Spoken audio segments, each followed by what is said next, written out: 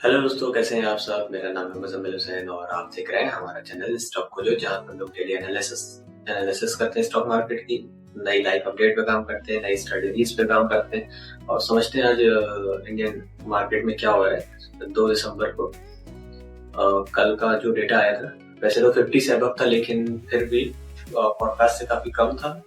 तो इसलिए ये थोड़ा सा बेरिश इम्पैक्ट डाल सकता है मार्केट के ऊपर। और आज की मार्केट में भी गिरावट का माहौल है और रुपया भी अपने लाइफ टाइम लो से काफी ज्यादा नीचे जा चुका है। डॉलर मजबूत हो गया है, जो कि कल के जो इकोनॉमिक इवेंट की अपडेट थी उसमें हम लोगों ने समझा था और उसका काफी इम्पैक्ट पड़ा है इकोनॉमिक इवेंट्स का। तो समझते हैं आगे मार्केट में क्या हो रहा है और चार्ट्स को समझते हैं। तो यहाँ पे हम लोगों ने अपना ट्रेडिंग व्यू ओपन कर लिया है और मार्केट सेलेक्ट करके, जैसे कि हम लोग करते हैं हमेशा, यहाँ पे निफ्टी का चार्ट ओपन कर लिया है। तो निफ्टी ने एक यहाँ पे डबल टॉप एंगल बनाया है और काफी अच्छी इसमें यहाँ पे गिरावट भी शुरू हो गई। 5 मिनट 15 मिनट टाइम फ्रेम पे अगर हम लोग देखें तो उन लेवल्स पे निफ्टी आ गई है जो इससे पहले हम लोगों ने अक्सर डिस्कस किया है कि ये जो है 26,000 के लेवल पे हम लोग को यहाँ पे दिखाई देगी। लेकिन यहाँ पे काफी मैनिपुलेशन भी किया हुआ, क्योंकि यहीं से डबल टॉप एक छोटा सा एंगल दिखाई दे रहा था, यहीं से इसको गिरना था, लेकिन मार्केट में बड़े इवेंट्स थे इसलिए यहाँ पे एक अच्छा खासा मैनिपुलेशन हुआ। लेकिन फिर भी देखिए यहाँ पे एक पैटर्न भी बना हुआ है और कंसोलिडेशन एक छोटा सा यहाँ पे था, ये कंसोलिडेट हुआ था उसको काट के। तो इसके जो लेवल्स हैं आगे के, सॉरी, तो इसमें एक जो टारगेट था वो यहाँ पे पूरा हो गया है, मतलब अभी शॉर्ट टर्म, क्योंकि यहाँ से इसको वापस एक यहाँ पे डिमांड मिलेगी, जहाँ से इसको वापस सपोर्ट, यहाँ पे सॉरी सपोर्ट बन रहा है, डिमांड बन रही है, तो यहाँ से वापस से उठना शुरू हो सकता है। तो आगे के इवेंट्स में हम लोग को देखना पड़ेगा, इवेंट्स क्या है, न्यूज़ेस क्या है और थर्ड क्वार्टर के रिजल्ट्स कैसे आएंगे, ये भी हम लोग देखेंगे। तो उसके हिसाब से ही मार्केट बिहेव करेगी। लेकिन यहाँ पे एक प्रॉफिट बुकिंग हो रही है यहाँ पे, तो इसका ऐसे गिरना कोई बहुत बड़ी बात नहीं थी।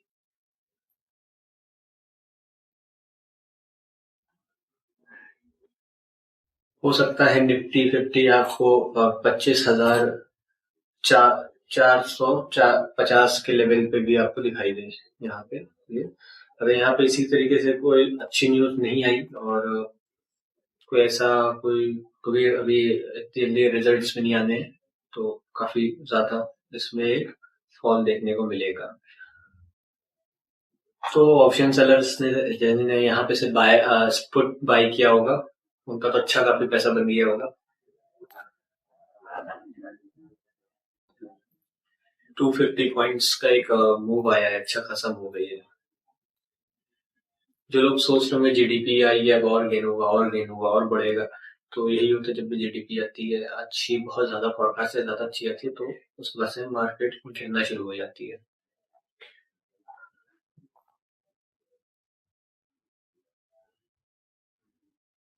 तो इसके कुछ जो सपोर्टिंग लेवल्स हैं वो हमने पहले ही से यहाँ पे मार्किंग किया हुआ है और इसका थोड़ा सा हम लोग ऑप्शन चेन को समझते हैं स्टॉपेज में आके। और यहाँ पे क्या है,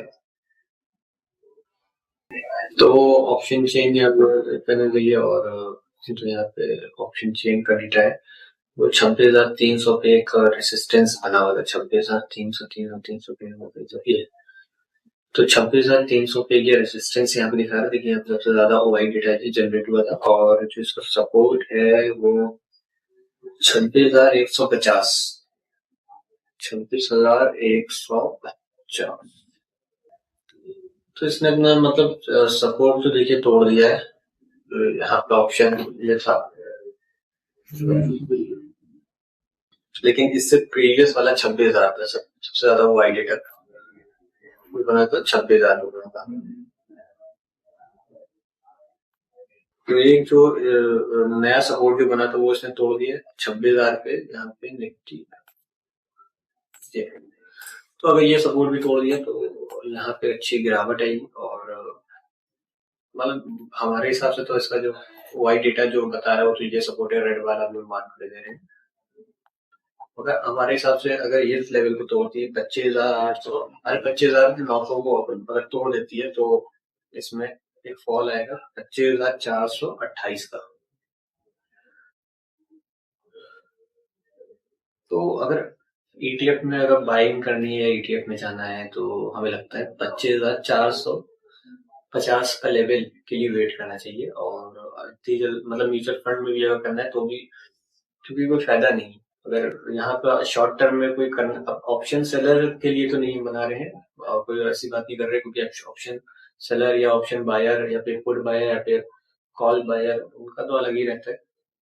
जो लॉन्ग टर्म इन्वेस्टमेंट करते हैं उनके लिए है कि लॉन्ग टर्म भी नहीं है, ये तो एक स्विंग ट्रेड होगा 3 महीने से 4 महीने का या उससे भी कम, 1.5-2 महीने का होगा। तो हमें लगता है कि जब तक के 25,400 के लेवल पे ना आए तब तक के बाय नहीं करना चाहिए है। ईटीएफ भी नहीं जाना चाहिए, फ्यूचर्स में नहीं जाना चाहिए, बल्कि ईटीएफ ही में काम करना चाहिए, लेकिन एक अच्छे करेक्शन के बाद। तो इधर ही वक्त बैंक निफ्टी में भी अगर हम लोग देखें तो एक करेक्शन दिखाई दे रहा है, ठीक ठाक प्रॉफिट बुकिंग सॉरी दिखाई दे रही है, करेक्शन तो नहीं बोलेंगे, करेक्शन तो काफी बड़ा होता है ये। तो बैंक निफ्टी में भी एक बेयरिश माहौल बन गया और इसका रेसिस्टेंस जो एक हमें लगता है अगर सेलिंग करनी चाहिए तो आपका जो 59,824 के लेवल से सेलिंग यहाँ पे स्टार्ट होगी। लेकिन इसमें जब तक और करेक्शन, अभी देखिए यहाँ पे एक सपोर्ट बना हुआ है, सपोर्ट पे यहाँ पे बैंक निफ्टी अपना सपोर्ट ले रही है, सपोर्ट लेने के बाद वापस ये ऊपर जाएगी और ऊपर जाने के बाद जब ये अपने ट्रेंड सपोर्ट पे आए, ट्रेंड सुपर ट्रेंड के जो रेसिस्टेंस है उस पर आए, तो वहां से इसमें एक शॉर्ट का अपॉर्चुनिटी बनेगी। मतलब कि नीचे जो लोग गिराना चाहते हैं मार्केट को, नीचे गिरने पे जो पैसा लगाते हैं उनके लिए अपॉर्चुनिटी बनेगी और वो वहां पे पैसा अपना इन्वेस्ट कर सकते हैं। और जो मजबूत लेवल है बैंक निफ्टी के वो है 58,749 का लेवल है, मतलब इसके थोड़ा ऊपर ही रख लिए।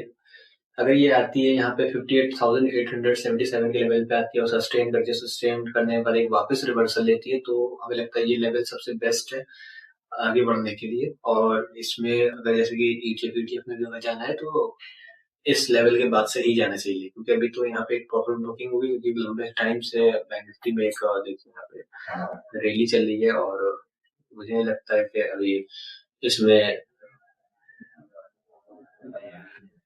ये देखिए एक ट्रेंड भी बना हुआ है। तो मुझे लगता है यहाँ पर भी इस तरीके से अब तो इसका कोई ब्रेकआउट हो गया ट्रेंड लाइन का तो काफी बड़ी गिरावट आ सकती है, लेकिन फिर भी यहाँ पे एक छोटा सपोर्ट लेगी 58,881 के लेवल पे। तो ये थे बैंक निफ्टी और निफ्टी के कुछ लेवल्स जो कि बहुत ही स्ट्रॉन्ग थे। और जो लोग ऑप्शंस में काम करते हैं उनके लिए और जो लोग फ्यूचर में काम करते हैं उनके लिए था। और लॉन्ग टर्म के लिए तो हमें लगता है थोड़ा सा और नीचे हम लोग को आना चाहिए। तो इस हफ्ते जो सबसे ज्यादा मूव हुआ है वो निफ्टी मेटल, जो कि काफी टाइम से हमें लग रहा था काफी अच्छी इसमें ग्रोथ होगी और ऑटो भी काफी टाइम से चल रहा था। आईटी सेक्टर इस महीने इस हफ्ते बहुत अच्छा चला है। और एमएनसी ये वो कंपनीज होती है, एमएनसी को इंडेक्स होता है उस एनसी निफ्टी एमएनसी क्या होते हैं, निफ्टी एमएनसी वो कंपनीज जो जिसपे प्रमोटर्स फॉरेन इन्वेस्टर्स हैं, एफआईस हैं, एफपीआईस हैं 50 से अबव, यानी कि जो आपका 50 जो मतलब 50 और 50 का जो रेशियो होता है उसमें मतलब जो पूरी होल्डिंग्स एफआईस से है, तो उसका जो इंडेक्स है उसको कहा जाता है एमएनसी। तो इसमें काफी अच्छी ग्रोथ है, इसमें तो ज्यादातर फॉरेनी लोग, बाहर के लोग, विदेशी लोग पैसा डालते हैं और उन्हीं की समझ ली कंपनीज होती जो कि इंडिया में काम कर रही होती, उनका सबसे बड़ा शेयर होल्डर होता है। और मुझे लगता है कि निफ्टी, यहाँ पे ये निफ्टी ट्यूरिज्म का चार्ट ओपन हो गया और इसमें एक फॉल दिखाई दे रहा है जो कि अपने रेसिस्टेंस पे आया था, रेसिस्टेंस से इसमें नीचे वापस गिरने लगा है और कुछ लेवल्स इसमें पहले से हमने मार्क किए हुए थे। तो मतलब सीजन के टाइम पे क्यों गिर रहा है ये तो नहीं पता। सीजन के टाइम पे इसको नहीं गिरना चाहिए था क्योंकि अभी तो विदेशी लोग आते हैं और बाकी टूरिज्म वाली ट्रेस पे जाते हैं, घूमते फिरते हैं, उन कंपनीज को मुनाफा बढ़ जाता है। लेकिन यहाँ पे तो ये गिरता हुआ दिखाई दे रहा है। लेकिन फिर भी ये एक शॉर्ट टर्म हो सकता है क्योंकि अभी सीजन पूरी तरीके से स्टार्ट नहीं हुआ है। और अगर ये जब भी 8,745 के लेवल पे आएगा तो हमें लगता है इसमें एक बाइंग आएगी और एक अच्छी मोमेंटम के साथ ये बढ़ेगा क्योंकि इसका सीजन भी आ गया है। तो मिलते हैं नेक्स्ट वीडियो में और समझते हैं और इंडाइसेस में कहाँ पे किस लेवल पे पैसा इन्वेस्ट करना चाहिए और नए इकोनॉमिक इवेंट्स और एफआई डेटा जो कि हम डेली अपडेट करते हैं और इकोनॉमिक इवेंट भी हम डेली अपडेट करते हैं। तो बहुत ही इम्पोर्टेंट होते हैं स्टॉक मार्केट के लिए ये सारे डेटा। तो इस चैनल को सब्सक्राइब कर लिए और लाइक कर लिए।